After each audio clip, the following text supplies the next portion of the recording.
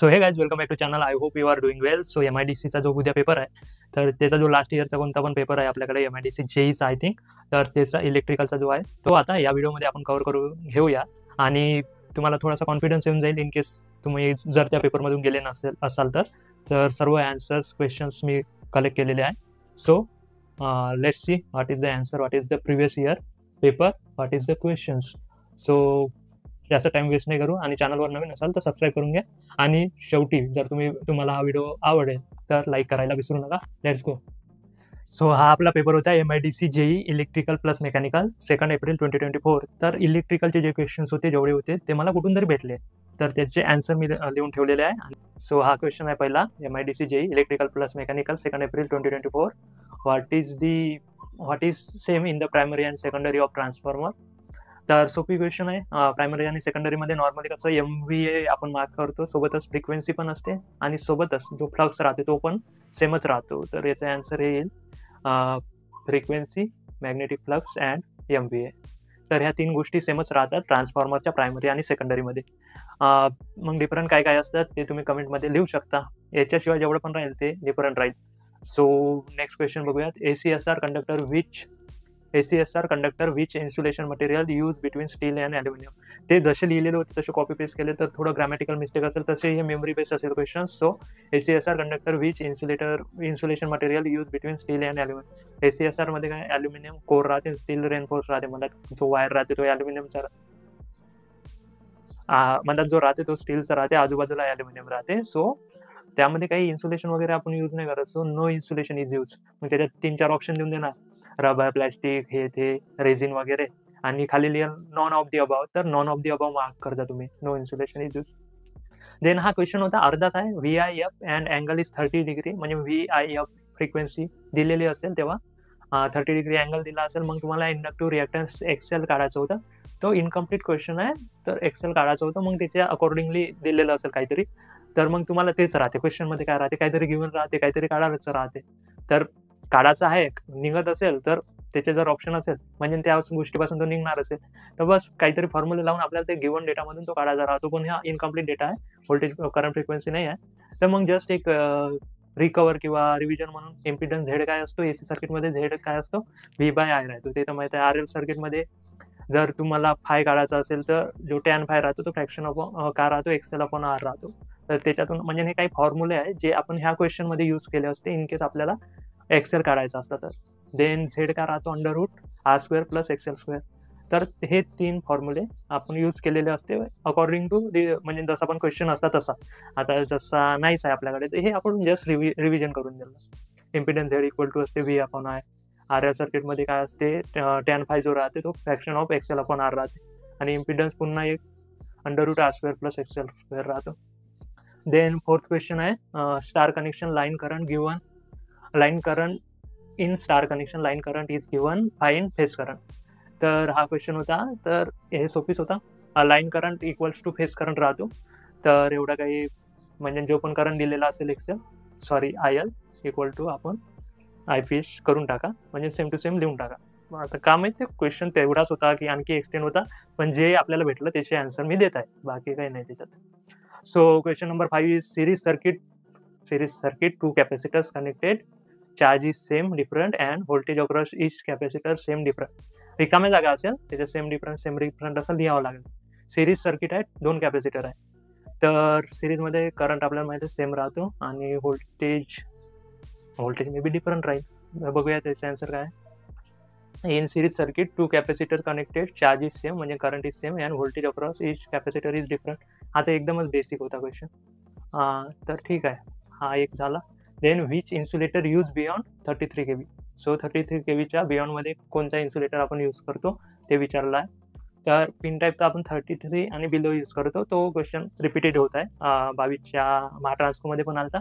So त्याच्या पुढे जर आपण गेलो तर सस्पेन्शन टाईप जो इन्सुलेटर असते म्हणजे तो यूज करतो. हे त्याचा आन्सर आहे, सस्पेन्शन टाईप 33 kVच्या वरती. देन शाफ्ट मटेरियल म्हणजे वेगवेगळे राहते ना, सस्पेन्शन राहते, स्ट्रेन राहते, स्ट्रिंग राहते, अजून पोस्ट राहते, हे सगळे इन्सुलेटरचे टाईप आहेत. पिन राहते.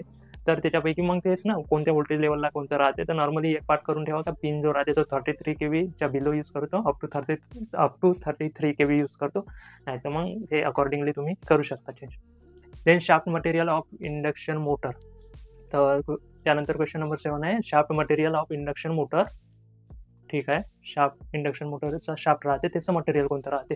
हा हे थोडा युनिक आहे, सगळ्याला येणार नाही. सो शाफ्टसाठी आपण माइल्ड स्टील किंवा मग कार्बन स्टील यूज करतो, हे लक्षात ठेवा. हा चांगला क्वेश्चन होता. म्हणजे शाफ्टमध्ये आपण कोणतं स्टील यूज करतो. पहिले तर मटेरियलच म्हटलं तर मटेरियल तर स्टीलच राहते, त्याच्यामध्ये मग माइल्ड स्टील आणि carbon steel.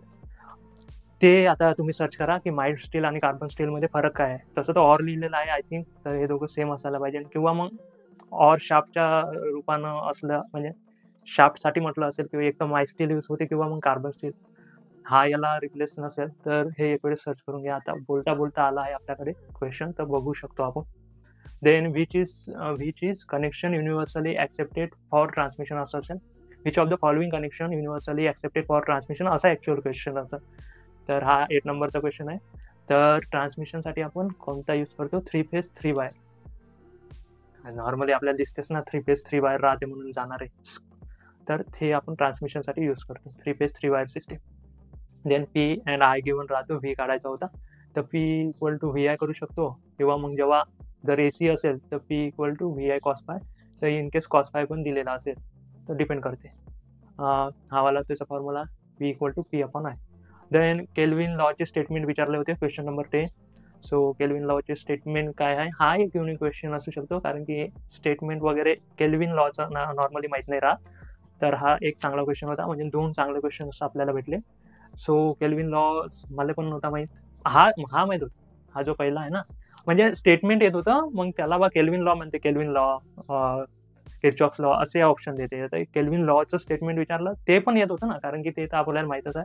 So Kelvin's law state that most economical size of a conductor in power transmission line is the one where the annual interest and the depreciation on the conductor capital cost is equal to annual cost of energy loss due to resistance. पण या सवालला अर्थ काय होते मी इथं पाठच करून गेलेलो. Most economical size म्हटलं का डायरेक्ट केल्विन लॉ मारून द्यायचा विषय खतलाच. मोस्ट इकॉनॉमिकल जे साईज राहते कंडक्टरची ट्रान्समिशन लाईनमध्ये ती हे असते ज्याच्यात ॲन्युअल इंटरेस्ट आणि जे डिप्रिशिएशन कॉस्ट राहते कंडक्टरची ती त्याच्या annual cost of energy loss म्हणजे जेवढा त्याचा लॉस होतो ते इक्वल झाली म्हणजे लॉस आणि ॲन्युअल इंटरेस्ट आणि डिप्रिशिएशन. ओके, कंडक्टरचं डिप्रिशिएशनची जेवढी कॉस्ट असते ते सोबतच त्याची कॅपिटलची कॉस्ट असते. त्याच्यावर जेवढा ॲन्युअल इंटरेस्ट असतो तो जेव्हा जो रेजिस्टन्स टू एनर्जी लॉस होते त्याच्या कॉस्टच्या इक्वल आला ते जे साईज असते ते मोस्ट इकॉनॉमिकल साईज असते असं याचं म्हणणं आहे. तर हे त्याचं स्टेटमेंट झालं. तर ते स्टेटमेंट खाली दिलं असेल तर ते तुम्हाला मारावं लागेल. आता तुम्ही कसं लक्षात ठेवता त्याच्यावर डिपेंड आहे. देन फॅरेंटी इफेक्टचं स्टेटमेंट हे तर नॉर्मली येतेच, हा काही एवढा युनिक नाही आहे. Then the Ferranti effect is the phenomena in electrical power transmission where the voltage at the receiving end of a long transmission line. हे महत्त्वाचं आहे, ठीक आहे, हे पाठ करून ठेवा. Long transmission line is higher than the voltage at the sending end particularly under. हे पण राहते, हे पण लक्षात ठेवा. लाईट ऑर नो लोड कंडिशनमध्ये असं होते, म्हणजे रिसिविंग एंड जो कंझ्युमर राहते त्याचं व्होल्टेज जास्त राहते सेंडिंगपेक्षा आणि लॉंग ट्रान्समिशन लाईनमध्ये राहते आणि लाईट किंवा नो लोड कंडिशनमध्ये राहते. याला फॅरेंटी इफेक्ट म्हणतो. त्यानंतर हा 12 जो आहे इलेक्ट्रोलायसिस लॉ हा इम्पॉर्टंट राहते. म्हणजे इम्पॉर्टंट कसं राहते जे आपल्याला माहित नाही आहे ना ते इम्पॉर्टंटच झालं, म्हणजे जे नवीन शिकायला भेटते ते इम्पॉर्टंट झालं. सो इलेक्ट्रोलायसिस लॉ जर तुम्ही कोणाला विचाराल तर नॉर्मली येणारच नाही. मला विचारला तर नाही येणार, तर विषयच नाही. तुम्हाला जर माहीत असेल तर तुम्ही 2 कदम पुढे राहाल माझ्यापेक्षा. So let's see what is electrolysis law. मला माहीतच नाही तर काय सांगू आता सध्या तरी मी खाली पाहतो. So Faraday's first law of electrolysis काय आहे. 2 लॉ असेल मग किती काही असू शकते. फर्स्ट म्हटलं तर किती काही असू शकते. This law state that the mass of the substance deposited or liberated at an electrode during the electrolysis is directly proportional to the quantity of electric. म्हणजे तुम्ही जेवढे इलेक्ट्रोलाइटमधून करंट पास कराल ते इक्वल राहते. म्हणते जेवढं पण जे सबस्टन्स राहते ना तो इलेक्ट्रोडवर जेवढं मास आहे ना सबस्टन्सचं ते इक्वल राहते जेवढी करंट तुम्ही पास करता, असं हे स्टेटमेंट म्हणत आहे. आता त्याचं ॲक्च्युअल मिनिंग काय होते ते शोधावं लागेल, ठीक आहे. एवढं तुम्ही बघून घ्या की असं असतं तो लॉ की mass of substance deposited or liberated at the electrode during the electrolysis directly proportional to the quantity. आता हे डायरेक्टली आहे, इथे इनडायरेक्टली करू शकते. म्हणजे 2 स्टेटमेंट ते होणार आणि एक खालचं सेकंड लॉचं स्टेटमेंट टाकून देणार, त्याचे पण 2 होणार. तर असे 4 ऑप्शन तर होऊन जाते, एक नॉन ऑफ दी अबव्ह टाकून देणार. सो सेकंड लॉ काय म्हणते, this law state that when the same quantity of electricity pass through different electrolytic solution connected in series, ठीक आहे, सिरीज म्हणजे माहिती आहे आपल्याला करंट सेम राहतो, the masses of substance liberated deposit electrode is proportional to their equivalent weight. हा झाला second. म्हणजे समजला तुम्हाला पण नाही, तरी एक वेळेस पुन्हा वाचून घेऊ. म्हणजे जर तुम्ही सिरीजमध्ये लावले जे series different electrolytic solution connected in series, मग जे मासेस होणार लिबरेटेड किंवा डिपॉझिट इलेक्ट्रोडवर ते प्रोपोर्शनल राहील टू इक्विव्हॅलंट वेट्स, त्यांची इक्विव्हॅलंट वेट्स. लक्षात ठेवा, मी पण माहिती काढतो आणखी नेमकं त्याचं म्हणणं काय आहे. तुम्हाला पण ते होमवर्क आहे. आपल्याला जे क्वेश्चनमध्ये ते एवढंच विचारलं होतं, हे 2 तुम्हाला एक 2 वेळेस असे पाहू नाही गेले तर थोडं थोडं आठवून जाईल तिथं आणि तुम्ही तिथं मार्क करू शकाल आन्सर. बाकी तुम्ही पुढं याच्यावर R&D करू शकता. देन नेक्स्ट आहे 13 नंबरचा क्वेश्चन, हाऊ टू कन्वर्ट असेल, how to ammeter convert to voltmeter, how ammeter is convert to voltmeter असा क्वेश्चन असेल. खाली ऑप्शन्स असेल. सो ऑप्शन आपल्याकडे आहे नाही, तर कसं कन्वर्ट करू आपण एमीटरला. To convert an ammeter to a voltmeter, a high resistance is connected in series with a ammeter. मग याच्यात काय काय आलं, आता 4 ऑप्शन तर असेच होते. हायच्या जागी हाय सोबत एक ठेवा, एक लो सोबत ठेवा, 2 झाले. मग सिरीज आणि एक पॅरलल झाले 4. तर ते लक्षात ठेवा. मग तिथं कन्फ्युजन होते, तर पहिलेच फोकस ठेवायचा ह्या वर्डकडे, हाय रेजिस्टन्स सिरीज, हे 2 महत्वाचे. एमीटरला कन्वर्ट करायचं एमीटरच्या सोबत लावणार आहे, हे एवढं महत्वाचं नाही आहे. म्हणजे महत्वाचं आहे, तिथं व्होल्टमीटर पण करू शकते. जस्ट एक सांगतो, high resistance is connected in series, तसं सर्वच महत्वाचं आहे. देन 14 नंबरचा क्वेश्चन आहे, what is use to extend range of ammeter and volt. कसं आपण एक्सटेंड करू शकतो, तेच रेजिस्टन्स लावा सिरीज किंवा पॅरललमध्ये, तसंच करू शकतो ना आपण. So to extend the range of ammeter shunt resistance, हे घ्यायचे असते. Shunt resistance of low resistance is connected in parallel. एमीटरसाठी shunt resistor, low resistance, shunt resistor लावू, त्याचं रेजिस्टन्स कमी ठेवू आणि पॅरललमध्ये राहू. आणि व्होल्टमीटरच्या ह्याच्यात मल्टिप्लायर रेजिस्टर घेऊ, त्याचं म्हणजे असं रेजिस्टर ठेवू, त्याचा रेजिस्टन्स हाय राहील आणि मग त्याला सिरीजमध्ये कनेक्ट करू.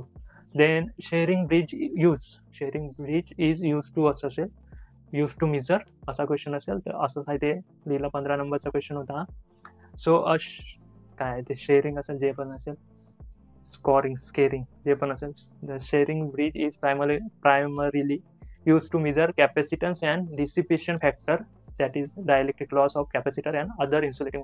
म्हणजे कॅपॅसिटर आहे, अदर इन्सुलेटिंग मटेरियल आहे, तर त्यांचे जे डायलेक्ट्रिक लॉस आहे किंवा डिसिपेशन फॅक्टर आहे, तो मेजरमेंटसाठी आपण शेअरिंग ब्रिज यूज करतो. ठीक आहे. कॅपॅसिटन्स पण आहे, मेजर कॅपॅसिटन्स, आणि डिसिपेशन फॅक्टर कशाचा, इन्सुलेटिंग मटेरियल आणि कॅपॅसिटरचा, त्याच्यासाठी आपण शेअरिंग ब्रिज यूज करतो. वर्क ऑफ अ चॉपरचं काम काय असतो, DC टू DC कन्व्हर्जन किंवा DC step down step up ते असेल. DCचं बरं, a chopper in electronics is a static device पहिले. Then convert fix DC input voltage to variable DC. ठीक आहे, fix DC to variable DC. ठीक आहे, ठीक. देन विच इज 17 नंबरचा क्वेश्चन पाहू, which is symmetrical fault. Symmetrical fault म्हणजे काय असते, की ज्याच्यात जे करंट राहते ना, ते म्हणजे फॉल्ट झाला तर मग त्याचं मॅग्नेट्यूड पण तिन्ही फेजचं मॅग्नेट्यूड कमी होणार, तर तेवढंच होणार. म्हणजे पहिले 5 होतं बॅलन्स सिस्टीममध्ये आणि त्याच्यात फॉल्ट झाला आणि सिमेट्रिकल झाला, मग तो फॉल्टमुळे तो करंट जो आहे पहिले 5 होता, आता 7 झाला, तर तिघही मध्ये 7च झाला, तर त्याला सिमेट्रिकल म्हणते. सोबत त्याचे जे अँगल आहेत ते पण डिस्टर्ब नाही झाले, त्याला सिमेट्रिकल फॉल्ट म्हणतात. सो आन्सरमध्ये काय लिहिलं, symmetrical fault is one that affects all the phases. ते बरोबर आहे, तिघाले जेव्हा सेम पॉईंटलाच अफेक्ट करेल तेव्हाच ते सेम टू सेम राहील ना. So same phases of power system equally resulting in a balance system. मग बॅलन्स राहील सगळे, म्हणजे तेच आहे, एकाच टाईमवर सगळ्याची बत्ती गुल झाली पाहिजे. त्यामध्ये कोणकोणते आहे, 3 फेज शॉर्ट सर्किट म्हणजे ट्रिपल एल फॉल्ट, म्हणजे 3 फेज सूप असे चालले होते, ते असेच होऊन गेले, म्हणजे असे होते, असे होऊन गेले, चिपकून गेले. तो all the 3 phases are short circuited, नाही तर मग 3 झाले, ग्राउंडला चालले गेले. So all the 3 phases are short circuited आणि मग ग्राउंड झाले. तर हे 2 सिमेट्रिकल फॉल्ट आहे, ते पण लक्षात ठेवा, ट्रिपल एल आणि ट्रिपल एलची, म्हणजे line to line to line, line to line to line, ground and ground, असं 3 फेज टू ग्राउंड पण म्हणू शकता किंवा मग 3 फेज शॉर्ट सर्किट म्हणू शकता. देन 18 नंबरचा क्वेश्चन आहे, 2 generator, one is wave and other is lap winding, then which generator EMF is more. आपल्याला माहिती आहे की वाइंडिंगचे प्रकार असते, लॅप वाइंडिंग असते आणि एक वेव वाइंडिंग असते. तर कशामध्ये EMF जास्त असतो, म्हणजे डिपेंड करते ना त्याच्यामध्ये कोणामध्ये जास्त राहते. तर लक्षात कसं ठेवायचं, जे वेव आहे ना, वेवमध्ये जास्त असते. वेव्हमध्ये ई पण येते, असा व्होल्टेज आणि EMF पण येते. लॅबमध्ये काहीच येत नाही. तर असं लक्षात ठेवलं तुम्ही तर तेच असलं पाहिजे, नाही तर चुकून जाऊ. So in general wave winding, ठीक आहे. Wave winding in a DC generator will produce a higher EMF, electromotive force than the lap winding, assuming both generators have same number of poles and armature conductor. हे महत्वाचं आहे. हे दोघं same ठेवल्यावर तसं होणार. नाही तर मग तुम्ही वेगळंच काहीतरी ठेवा, पोल चेंज करून टाकाल, आर्मेचर कंडक्टर चेंज करू शका, मग तो वेगळंच काहीतरी होऊन जाईल. सो हे महत्वाचं आहे. सोबत वेव्हला आहे. देन 19चा किर्चॉफ व्होल्टेज लॉ. एवढं सोपी. सो KVL सांगायला म्हणजे विचारला होता. तर एका लूपमध्ये सगळ्या व्होल्टेजची बेरीज 0 येते, किंवा मग जेवढा सोर्स करत आहे व्होल्टेज, जेवढा इनपुट जात आहे तेवढा ड्रॉप होणार. अशा 2 याच्यात आपण ते समराईज करू शकतो किंवा स्टेटमेंट देऊ शकतो. आणि एकदम स्टँडर्ड म्हटलं तर हे इथं आहे. Kirchhoff voltage law KVL state that the sum of all the voltage around any close loop in a circuit equal to 0. This law is based on conservation of energy. हे पूर्ण स्टेटमेंटच, दोन्ही स्टेटमेंट इम्पॉर्टंट आहे. हे विचारू शकते आणि हे विचारू शकते. ठीक आहे. तर हे दोन्ही लक्षात ठेवा तुम्ही. त्यानंतर why water hammering in hydro plant कसं लिहिणार आहे बा. Why is the water hammering in hydro power plant असा क्वेश्चन असेल तर त्याचं रिझन काय असते हे विचारलं. वॉटर हॅमरिंगचं रिझन काय असते हायड्रो प्लांटमध्ये, तर मला पण आठवत नाही आता. तर ॲक्च्युली जेव्हा पाऊस कुठून आला, पाणी जेव्हा येणार ना डॅममधून खाली, तर त्याचा इफेक्ट होतो. त्याच्यासाठी मग आपण काहीतरी यूज करतो, पेनस्टॉक. पेनस्टॉक यूज करतो. हे एकदम हाय प्रेशर खालचा जनरेटर आपल्याला घुमवायचा आहे, प्राईम मूव्हर घुमवायचा आहे, तोडायचा नाही आहे. तर त्याच्याच रिलेटेड आहे काहीतरी. So water hammer is a water hammer in a hydropower plant occurs when a sudden change in water flow velocity causes a pressure surge or shock wave within the penstock, the pipe carrying water to the turbine. ठीक आहे. जो penstock राहतो, जो pipe turbine पर्यंत पाणी नेते ना घुमवाला, तर त्याच्यामध्ये जर जो फ्लो राहते त्याचा चेंज जर झाला वॉटर फ्लोच्या वेलॉसिटीमध्ये, तर मग प्रेशर येणार ना, सर्ज येणार. तर त्याला वॉटर हॅमरिंग म्हणतात. मग त्याच्यासाठी काय करतो, सो पहिले त्याच्यामुळे होते काय ते बघून घेऊया. This surge can be cause by rapid valve. कशामुळे होतो हे, एक तर रॅपिड व्हॉल्व क्लोज करून टाकला तुम्ही कचकन, किंवा मग टर्बाईनचा लोड एकदम चेंज झाला भक्कन, किंवा मग पंप शटडाऊनच झाला. वेगवेगळे जेवढे पण खालच्या साईडचे जे पण होऊ शकते, म्हणजे तिथं पण दोन आहे ना, एक तर आउटपुट म्हणजे लोड, टर्बाईन लोड चेंज होऊन आलं, मग इकडे त्याच्या अकॉर्डिंगच आपण इनपुट देणार ना, मग ते चेंज होऊन जाणार. किंवा मग इकडे जे व्हॉल्व आहे तेच एकदम क्लोज करून टाकले किंवा एकदमच ओपन करून टाकले, so that will result in water hammering. The rapid deceleration of the water columns create a pressure wave that travels back up to penstock, potential damaging equipment or जे पण आहे स्ट्रक्चर वगैरे सगळ्याला डॅमेज करू शकतं. ते एकदमच चालू करा आणि एकदमच बंद करा तर काही ना काही होणारच ना. तर त्याला वॉटर हॅमरिंग म्हणतात. पण काय विचारलं होतं, व्हाय कशामुळे होतं, तर हे व्हायच तर सांगितलं आपण. टर्बाईन लोड चेंज होते, पंप शटडाऊन करून टाकलं डायरेक्ट, किंवा व्हॉल्व क्लोज करून टाकली रॅपिडली, तर हे सगळे त्याचे कारण आहे. त्यानंतर रबरची डायलेक्ट्रिक कॉन्स्टंट विचारला. आता हे कसे क्वेश्चन्स आहे ते तुम्ही विसरूनच जाणार. याच्यावर तुम्हाला माहिती आहे रबरचं डायलेक्ट्रिक कॉन्स्टंट आपण काही दिवसांना विसरणार, तर त्याला एका टेबलवर लिहून घ्यायचं आणि रोजचं पाठ करून टाकायचं, विषय खतम. सो रबरच्या डायलेक्ट्रिक कॉन्स्टंट काय आहे, the dielectric constant of the rubber typically ranges from 2 to 4. Dielectric constant, ठीक आहे, 2 to 4. आणि hard rubber has dielectric constant 2.8. तर तुम्ही जवळपास 2.8च लक्षात ठेवा, म्हणजे 2, 2.8 आणि 4. नॉर्मली 2 to 4 त्याची रेंज आहे, आणि हार्ड रबर असेल तर 2.8 आहे. क्वेश्चन संपूर्ण नाही आले यार, मला वाटलं असं 5दा. Then next question is which material is alloy, copper / stainless steel, tin, iron, aluminium. काय म्हटलं आहे, ह्या सर्वांचा अलॉय कोण असेल असं म्हटलं आहे की काय यार, कसं काय लिहिलं रे बा. ठीक आहे, पहिले ह्या स्टेनलेस स्टील. ठीक आहे, ते काही समजलं नाही. ॲन्सरमध्ये काय लिहिलं आहे मी, stainless steel is an alloy. ते तर माहीत आहे. It is a primary compose of iron, chromium and varying amount of चौथीचे पण असेल amount of other elements like nickel and carbon. तर स्टेनलेस स्टीलमध्ये आयरन असते, क्रोमियम असते, निकेल असते आणि कार्बन असते. तर डिपेंडिंग अपॉन इट्स स्ट्रेंथ आणि सॉफ्टनेस, हार्डनेस, हे जे आहे ना निकेल, कार्बन, त्याचा अमाऊंट चेंज होऊ शकते. पण बेसिकली आयरन आणि क्रोमियम पासून स्टेनलेस स्टील बनला राहतो. देन 23rd क्वेश्चन आहे, laser works on which principle. Laser total internal reflection असेल वाटते, त्यामध्ये टोटल इंटरनल रिफ्लेक्शन पण असेल, विसरलो. सो बघूयात. पहिले लेझरचा लॉंग फॉर्म पण विचारू शकते जेईच्या एक्झाममध्ये. Lasers operate on the principle of light amplification by stimulated emission of radiation. So laser, L for light, A for amplification, S for stimulated, E for emission, R for radiation. This involves the process of stimulated emission where an excited atom releases a photon when stimulated by another photon of the same energy leading to amplification of light. अरे पण कशावर work करतो तो तेच विचारलं होतं. Principal तर लिहिलंच नाही. अरे प्रिन्सिपलच आहे ते, त्याचं नावच आहे principle, light amplification by stimulated emission of radiation. म्हणजे ॲक्च्युअली काय होते, जो एक फोटॉन राहतो ना, लाईट म्हणजे काय असते फोटॉन, तर त्याच्यात एक एनर्जी असते, मग तो एनर्जी दुसऱ्या फोटॉनला देणार, मग असं देत देत देत देत देत देत चाललं जाईल ते, असंच म्हटलं आहे ना. This involve the process of stimulated emission where the excited atom release the photon where stimulated by another photon of the same energy leading to amplification of light. Light amplify होत होत पुढे ट्रॅव्हल होत जाईल असं म्हणणं आहे. So this is the principle, light amplification by stimulated emission of radiation. Total internal reflection or reflection पण होतं ना कशाचं तरी प्रिन्सिपल, ते पण याच्यातच असेल, ऑप्टिकल वेव्ह मध्ये असेल आय थिंक, कशात तरी आहे ते. ठीक आहे. 24 नंबरचा क्वेश्चन, नॉन कन्झ्युमेबल वेल्डिंग टाईप कोणता आहे? नॉन कन्झ्युमेबल विचारला आहे तर कन्झ्युमेबलचे काही पण वेल्डिंग टाईप असेल, म्हणजे 2 असेल वेल्डिंगचे टाईप जर पाहिले तर कन्झ्युमेबल आणि नॉन कन्झ्युमेबल. नॉन कन्झ्युमेबलमध्ये काहीतरी टाईप्स असेल आणि कन्झ्युमेबलमध्ये काहीतरी टाईप्स असेल, तर त्याच्यातलं विचारलं असेल. 3-4 देणार, त्याच्यात एक कन्झ्युमेबलचा टाकून देणार ऑप्शन, मग विचाराल कोणता नाही आहे तर मग नॉन कन्झ्युमेबल तुम्हाला कन्झ्युमेबल चूज करावं लागेल. याच्यामध्ये 3-4 ऑप्शन कन्झ्युमेबलचे टाकाल, एक नॉन कन्झ्युमेबलचा टाकाल आणि हा क्वेश्चन बनवेल. मग याच्यात तुम्हाला ते माहीत असलं पाहिजे.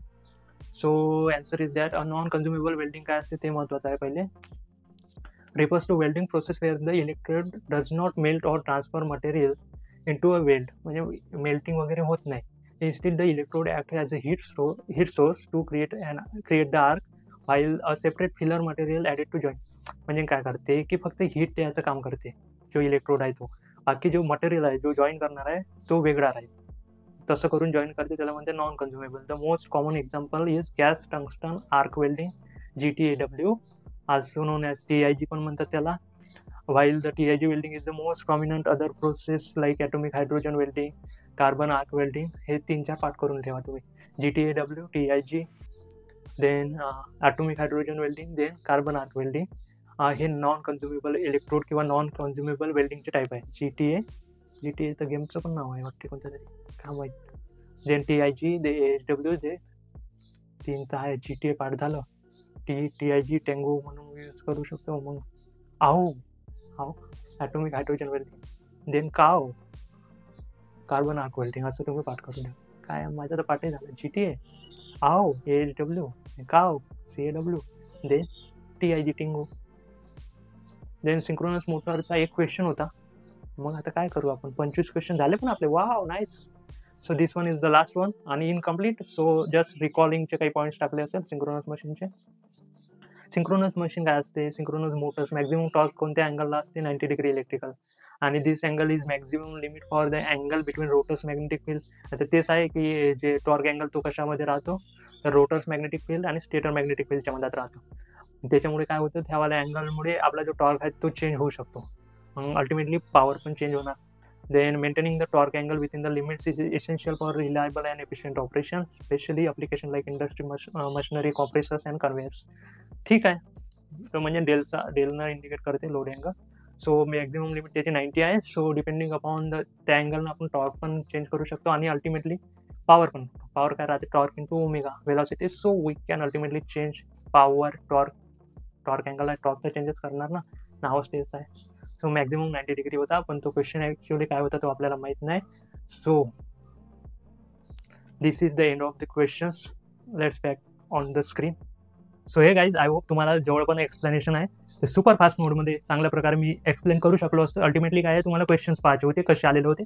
सो 25 होते ते, पण कशावर आले काय आले ते झालं. जेईचा पेपर होता, येईचा नव्हता माझ्याकडे, तर ठीक आहे, एक तुम्हाला ओव्हरऑल आयडिया भेटून गेली.